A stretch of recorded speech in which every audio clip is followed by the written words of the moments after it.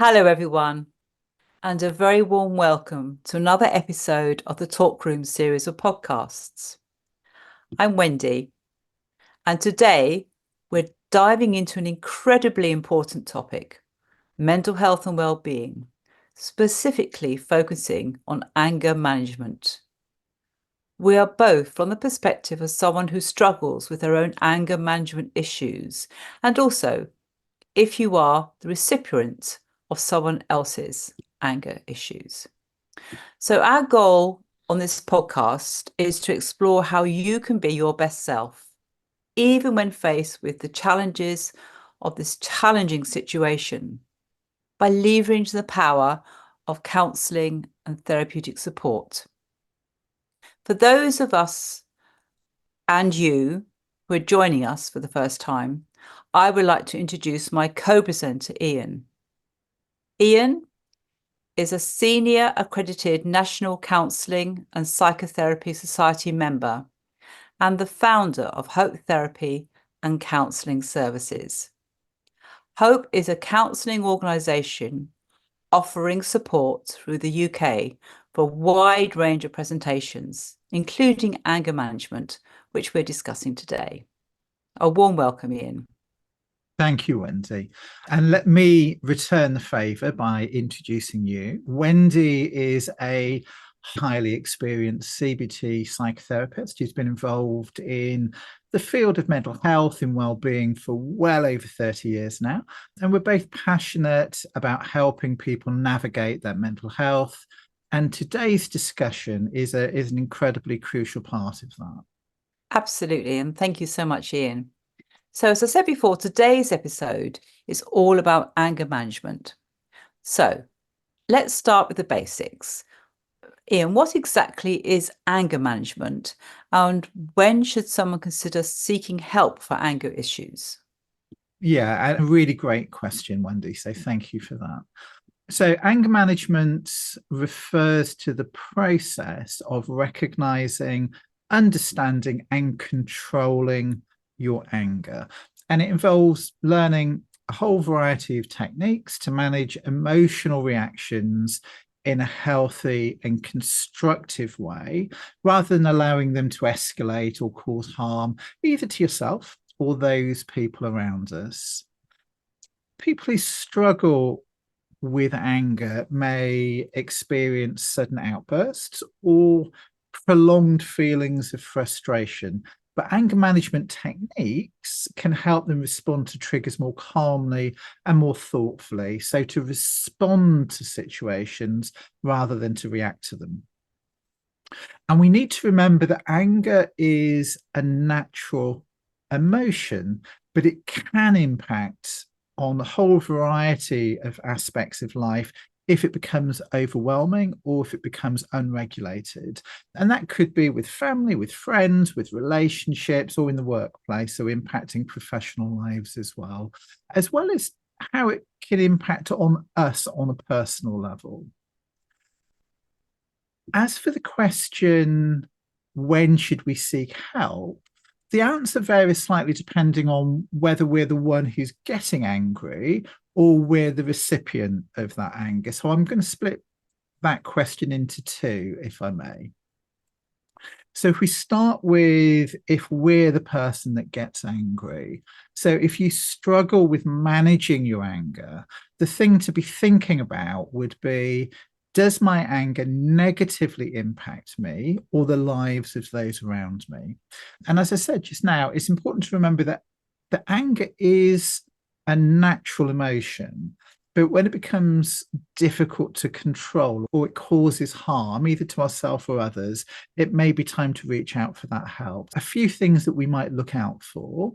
The first is around the frequency or the intensity of anger outbursts. So if somebody's finding themselves getting angry more frequently or experiencing anger that feels particularly intense or particularly overwhelming, it may be a sign that they need to look for help. And that may include reacting disproportionately to minor irritations that everyone might experience, or feelings like they're constantly on edge all the time. So things of that nature, if we're noticing those, it might be time to look for help. We might also be noticing it within relationship struggles as well. So if our anger is causing regular conflict with loved ones or friends or family or colleagues at work, that can be quite a strong indicator that help may be needed. Damaging relationships due to aggressive or hostile behavior, difficulty communicating, or hurting others, either emotionally or physically, can be a sign that anger is becoming or has become already unmanageable. We might also notice things at a physical level as well. So we might notice things like an increase in heart rate or lots of tension, lots of headaches, or just that feeling of being out of control. Again, if we're noticing those physical symptoms of anger, it might be time just to think about reaching out. And then we might notice impacts on our professional life as well. So when anger begins to interfere with those work-based or those professional relationships, it can lead to a range of different things that can be problematic. So it can lead to reduced performance. It can result in conflict with colleagues or supervisors, or even disciplinary action. So if we're noticing those things, again, it's time to just think about looking for support. If we're having regular feelings of guilt or regret after outbursts, maybe we're feeling ashamed or we're experiencing a sense of guilt for hurting other people, again, that can be a sign that the anger may be getting or has become out of control. And then we might notice that we're masking other emotions by the use of anger. We might be masking sadness or anxiety or stress. So if anger has become the go-to response, even in situations that really don't warrant it, again, it could suggest an underlying emotional issue that just needs attention. So those might be some of the things to look out for if we think that our own anger levels maybe becoming a problem or have become a problem. But there are other things as well. Okay. And then the second part of the question would be if we're the recipient of anger outbursts from somebody else. And there are a number of things that again we can be looking out for there. So really, if someone else's anger is beginning to impact your emotional well-being, your sense of safety, or your mental health, then it might be time to consider reaching out for support. And as has already been said, whilst anger can be a normal emotion, repeated or particularly intense outbursts directed at someone can be really quite harmful and really damaging. So again, there are some things to look out for here as well. So I'll just go through a few of the things that we might notice. So the first being around emotional distress or around anxiety. So if we're feeling anxious, if we're feeling fearful or constantly on edge due to someone's frequent anger outbursts, that's a sign that the situation may be affecting your emotional health. If there's a feeling of dread before interactions with the other person, again, that's something to really look out for as well. There's also an impact on self-esteem that can come with anger. If we're regularly on the receiving end of angry outbursts, that can just erode that self-esteem, especially if the anger involves belittling or blaming or constant criticism. Also looking out for physical or verbal abuse. We need to really think about, does anger outbursts escalate to physical violence? Does it escalate to threatening behavior or verbal abuse? And that might involve things like yelling or insult or degrading comments. And if it does, it's really important at those times to be reaching out for support from somebody. We might notice feelings of being trapped or feelings of being powerless. So if you can't express your feelings, if you can't express your opinions or concerns because you fear triggering an outburst from somebody, that can be a real sign that there's concern there. It's a sign that the relationship is become unhealthy emotionally, and it's time to speak to somebody. Again, if you find yourself constantly walking on eggshells or altering your behavior in an attempt to prevent the other person getting angry, again, there's an unhealthy dynamic playing out in that relationship potentially. And then finally, if someone ever feels physically or emotionally or mentally unsafe due to the other person's anger, or believes that their safety is at risk, it's really critical to seek help at that point. It's really very important. So again, just a few of the things to be thinking about and to be looking out for. But I think more generally, if you just feel that you need support, then the takeaway message is there is help there. Reach out for it. Okay, Ian, thank you. That is very comprehensive. So thank you so much for that explanation. We will get to what people can do if anger is an issue for them a little bit later. But I wonder if you could say a little bit more about some of the main causes of anger issues. Yeah, and that's a really interesting question. There really are lots of things that may play a part in that. And some of the things can be quite complex and arise from a range of emotional, psychological, and environmental factors. So there might be things around unresolved trauma, there might be things around emotional pain. I know that's a particular specialism of yours, Wendy. Past trauma or emotional wounds, such as childhood abuse or neglect or experiencing a significant loss, can create really very deep-rooted anger, and people may not have fully processed those experiences, which in turn can lead to frustration, to anger, or even rage on occasions as a response to that unresolved pain. We might then notice things around certain mental health conditions. So, for example, things like depression. Sometimes depression can manifest in irritability or even anger, especially when people feel really overwhelmed or really powerless in a situation. Persistent anxiety can just create that sense of being on edge, leading to frustration and angry outbursts when stress becomes really unmanageable. Post-traumatic stress disorder or PTSD. So people with PTSD may experience anger as part of their response to trauma sometimes, particularly if they feel threatened or reminded of the traumatic experience that they went through.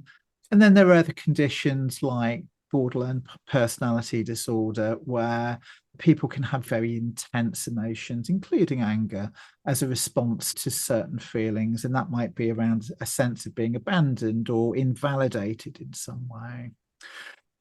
We can also have anger as a learned behavior. So it may be that we've learned that anger outbursts is an appropriate response to certain triggers.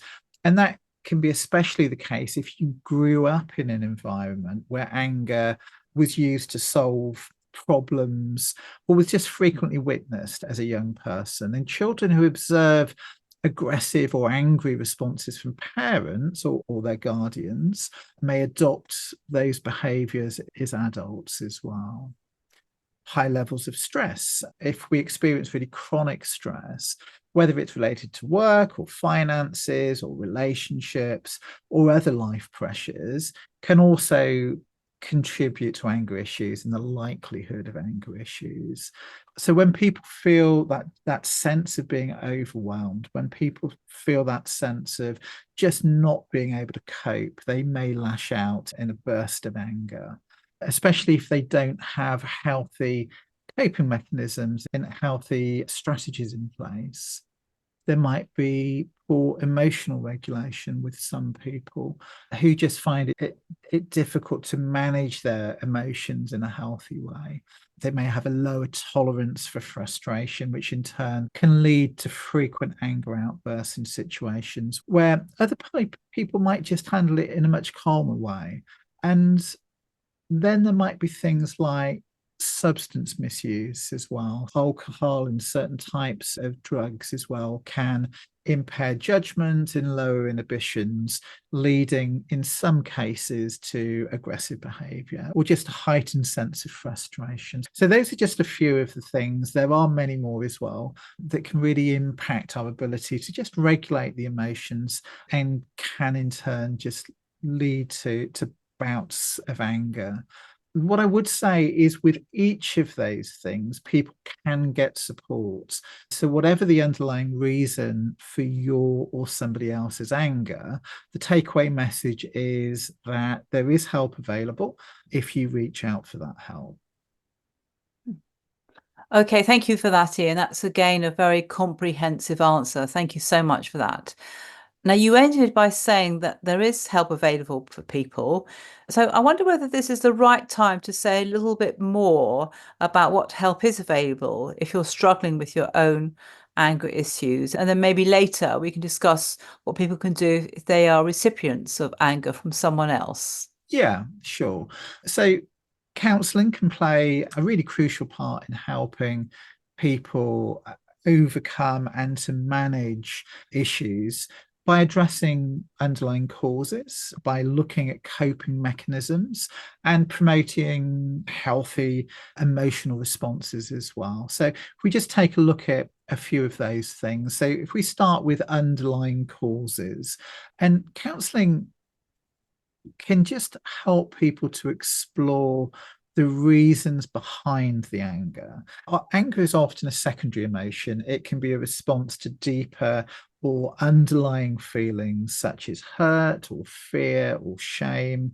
So a counsellor can help us to take a deeper look at things. So, looking at the trauma that sits behind the pain, looking at the triggers from childhood, or looking at the triggers from family dynamics, looking at mental health conditions if those are associated with it, maybe looking at unmet needs, unmet frustrations.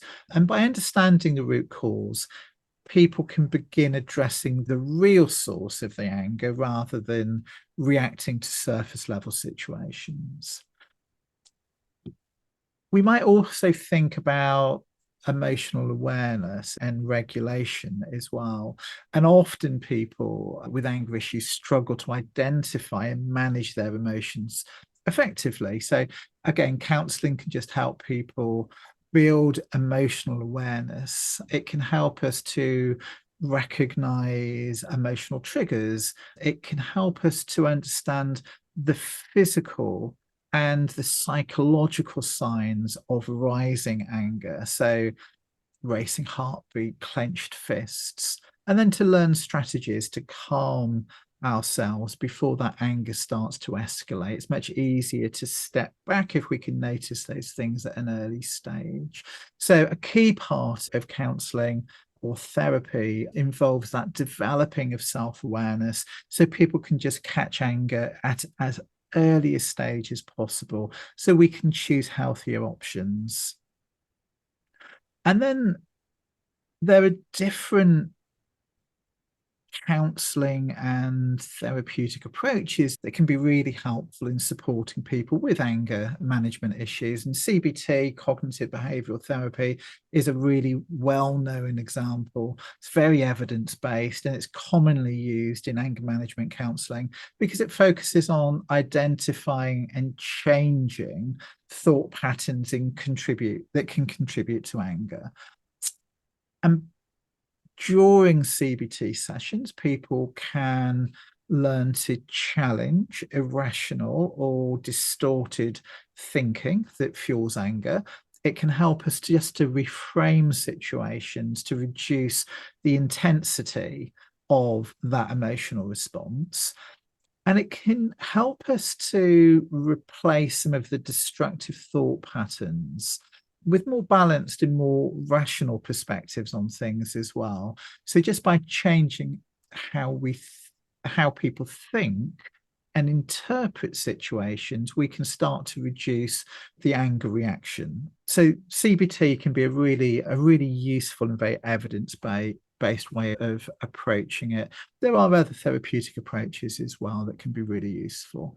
Teaching healthy communication. So poor communication can often lead to frustration, can often lead to misunderstandings, can often lead to anger. And counselling or therapy can just help people develop their communication skills a little more, enable them to express their needs, their frustrations, their concerns in maybe a more effective way.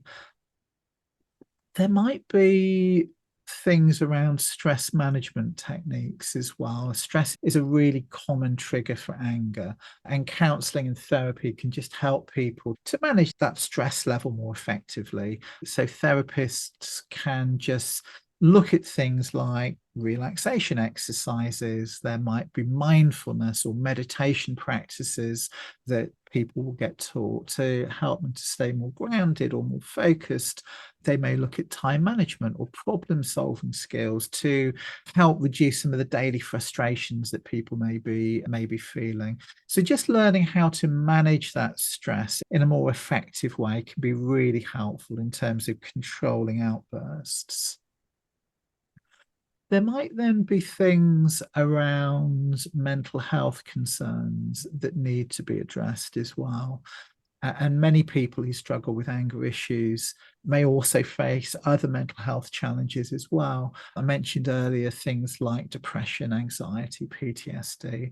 So again, counsellors can just assess whether those underlying issues are contributing to the anger and help manage them through different therapeutic interventions. We might then look at relationships as well. Counselling can focus on how anger can impact on the relationships that we're in, whether it's in our personal life or whether it's more professional or work-based. It can look at things like how do we go about repairing damaged relationships? How do we start building trust and respect again with the people that we may have caused some level of damage to? How do we develop healthier patterns of interaction with people? So just learning to manage anger within the context of relationships can really significantly improve the quality of life, both for the person that is expressing anger, but also the people that are around them as well. So a lot there. So to summarize, counselling can just offer people struggling with anger a more structured and supportive space to explore things like triggers, to develop healthier coping mechanisms, make lasting changes that can improve our personal and professional lives and relational well-being as well. Again, that's so helpful, Ian. Excuse me, I've got a little bit tickle in my throat. Bless you, Wendy. And what about if you're a recipient of anger issues?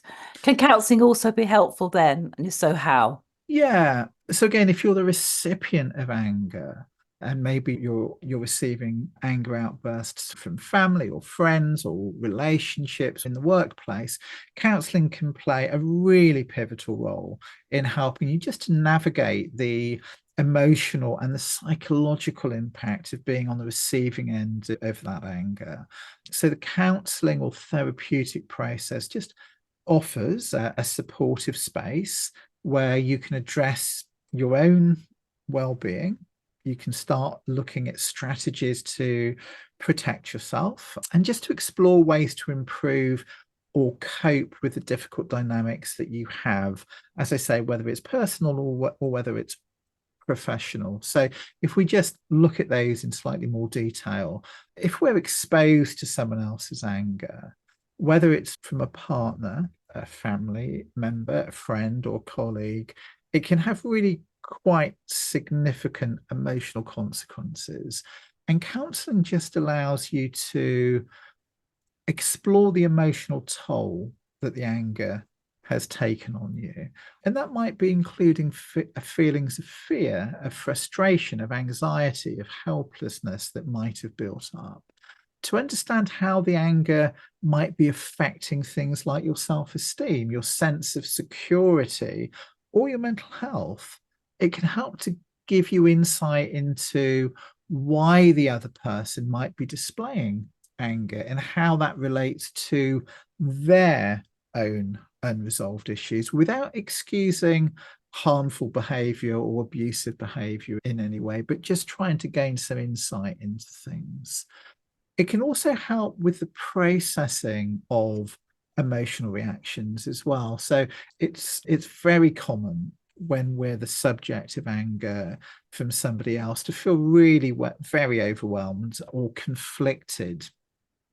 Counsellors can just help us to feel as though we have a safe and non-judgmental environment around us where we can just explore the things that the emotions may have raised within us. It can help us to process some of the feelings, including frustration, sadness, guilt, the frustration that may arise from repeated anger that's directed towards us. It can help us to identify maybe some of the patterns in the emotional response, such as feeling responsible for calming the other person, or that feeling of walking on eggshells that we may feel. It can also be really helpful in terms of working through any trauma, any emotional wounds caused by the persistent or aggressive anger from other people as well. It can also be really helpful in terms of just building assertiveness and setting appropriate boundaries. And one of the key roles actually in counselling can be helping people in this type of situation just to learn how to set clear and healthy boundaries with somebody else.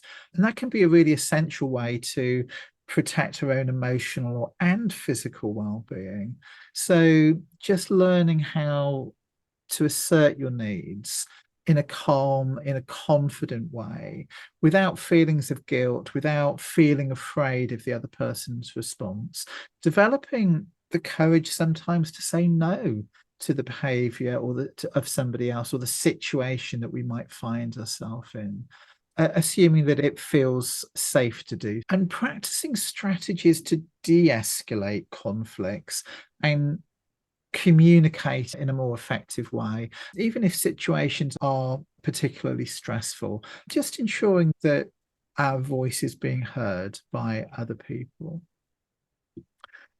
We might also do a little bit of work around understanding the difference between healthy and unhealthy anger.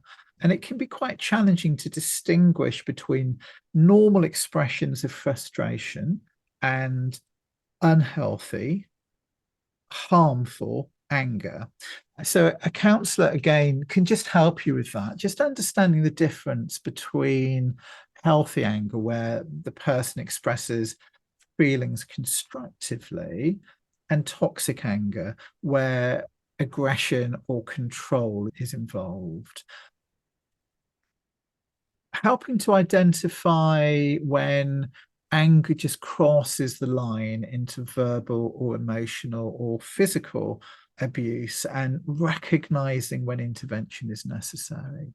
So learning how to hold others accountable for their behavior without internalizing blame for their emotional reactions to something. So those are all things that can be really helpful.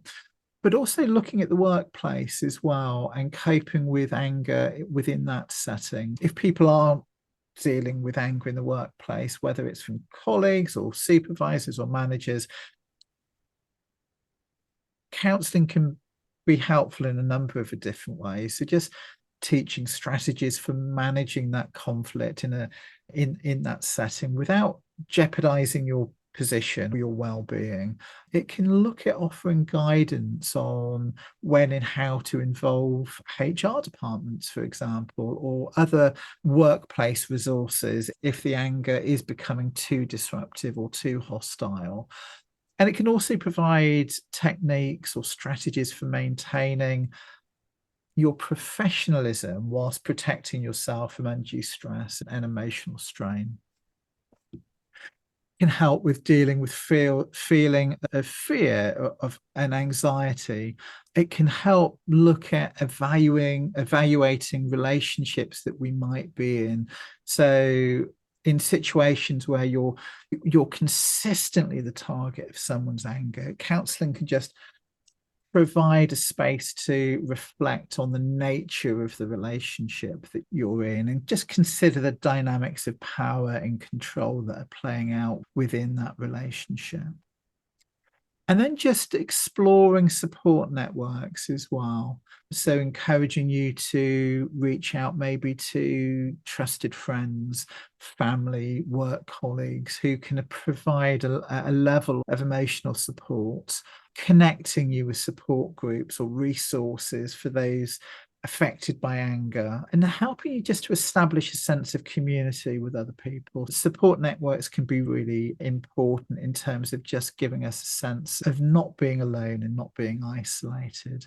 And then just helping you to explore what next steps might look like. And that might involve things like mediation. It might involve things like legal advice in case of instances of harassment or abuse. It might look at things like exit plans where safety is an issue, or just creating a strategy for confronting the person whose anger is affecting you in such a profound way. So again, a lot of information there, but in summary, counselling can just offer people a really important resource for safeguarding their well-being. It can help in the enhancement of emotional resilience. It can help with fostering healthy interactions with other people as well, people that you're experiencing anger from. And whether the anger is coming from family, from friends, from partners, or from colleagues, counselling can just help you manage the effects of it, looking at self-protection strategies and just making informed decisions about the relationship and the personal health that we may have within that relationship. Okay, thank you so much, Ian, for a very comprehensive answer and lots of very good practical tips there. So I'm just wondering if someone is listening to this podcast and feels that they might benefit from professional help, what should they do next? Yeah, so if you're looking for support, there's organizations like Hope Therapy and Counselling. We have a team of really experienced counselors who specialize in a very wide range of emotional and mental health presentations, including anger management, both people who are struggling with their own anger, but also people who are receiving anger outbursts from other people as well. So people can reach out to us. They can look at our website, which is www.hopefulminds.co.uk. We have a whole variety of completely free resources on there. You're very welcome to look at those. But we also have a team of very experienced counsellors that can support you as well. And we offer free consultations if people are just in that considering stage at the moment. And you, of course, Wendy, are a highly experienced CBT therapist who's worked with many clients, including clients who are struggling with anger, both their own and other people's as well. So maybe just tell the listeners a little bit about what you can offer as well. Yes, certainly. So I'm an accredited cognitive behaviour therapist and also accredited EMDR therapist, which specialises in trauma, which really helps people who are suffering from trauma. So if anybody is interested in getting in touch with me, my website is simply my name, which is wendycastellino.com. So thank you, Ian, so much for sharing your insights today. And thank everyone for listening and for tuning in. So remember, if you are struggling with anger management or any other mental health challenge, please remember that help is available. And then just taking that first step can make a huge difference. So thank you, everyone. Thank you, Wendy. Bye-bye.